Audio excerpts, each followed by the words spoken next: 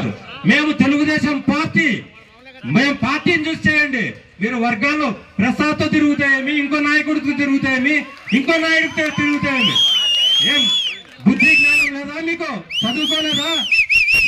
ఏ పార్టీల నుంచి వచ్చినారు మీరు? ఈ రోజు తెలుగుదేశం పార్టీ మిమ్మల్ని ఆదరించి దగ్గర చేసి మీకు ఒక ఉన్నత స్థానంలో మిమ్మల్ని కూర్చోబెడితే మీరు ఇబ్బంది పెట్టుకోండి. తెలుగుదేశం పార్టీ కార్యకర్తలను గుర్తు పెట్టుకోండి. తెలుగుదేశం పార్టీ కార్యకర్తలను ఇబ్బంది పెడితే పాలకొండరాయుడు వర్గము, ప్రసాదరావు వర్గం వాళ్ళు పి బ్యాచ్, వీళ్ళు ఏ బ్యాచ్ అని చేస్తే ఈ రోజు ఏం చేయలేకపోవచ్చు. ఖచ్చితంగా ప్రతి ఒక్కరికి అధికారం వస్తుంది. పార్టీ అధిష్టానం నిజాలు తెలుసుకుంటుంది.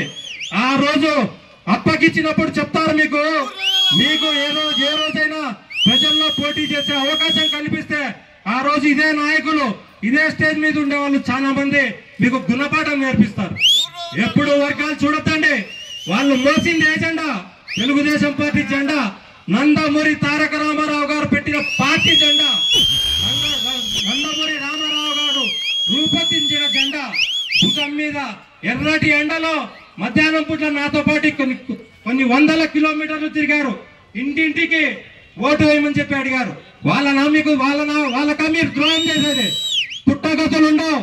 ఏదో ఈ రోజు వచ్చిన అధికారం పర్మనెంట్ గా ఉంటుంది అనుకోవద్దండి. ఖచ్చితంగా ప్రజలు, తెలుగుదేశం పార్టీ అసలైన కార్యకర్తలు మీకు గుణపాఠం చెప్పే రోజు దగ్గరికి వస్తుంది. ఏదైనా గుర్తు పెట్టుకోండి. ప్రజలు తెలుగుదేశం పార్టీ కార్యకర్తలను గౌరవించండి. తెలుగుదేశం పార్టీ ఓటు వేసిన గ్రామాలలో వాళ్ళకు సేవ చేయండి. మీకు పుణ్యం వస్తుంది. మీరు రాజకీయంగా ఎదుగుతారు. వచ్చినప్పటి నుంచి ఏ గ్రూపు మీ తాత group Telugu Desam party group, NT Rama Rao గారు పెట్టిన తెలుగుదేశం పార్టీ గ్రూప్, చంద్రబాబు నాయుడు గారు ఆధ్వర్యంలో పనిచేస్తున్న తెలుగుదేశం పార్టీ కార్యకర్తలం, నారా లోకేష్ బాబు గారి సైన్యం. మేము ఏమైనా చేస్తాం, గుర్తుపెట్టుకోండి. అవకాశం వచ్చిందంటే పాతాళంలోకి తొక్కేస్తాం.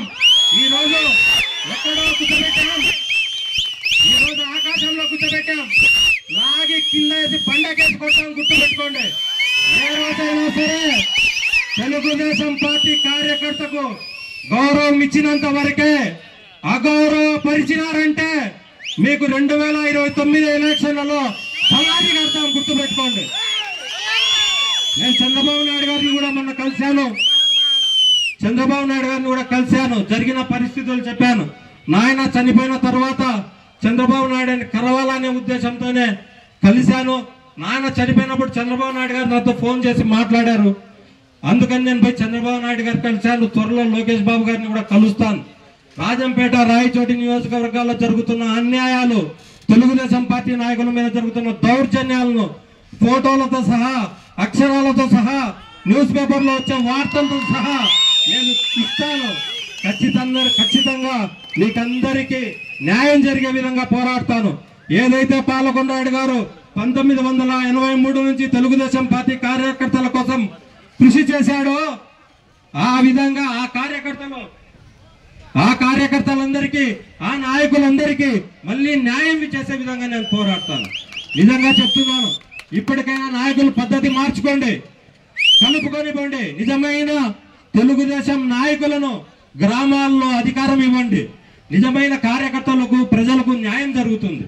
చనిపోయిన పెద్ద లీడర్ లాంటి పాలకొండరాయుడు, ఎంతో మంది ఇలాంటి లీడర్ల ఆత్మ శాంతిస్తుంది. ఎప్పుడైనా గుర్తుపెట్టుకోండి.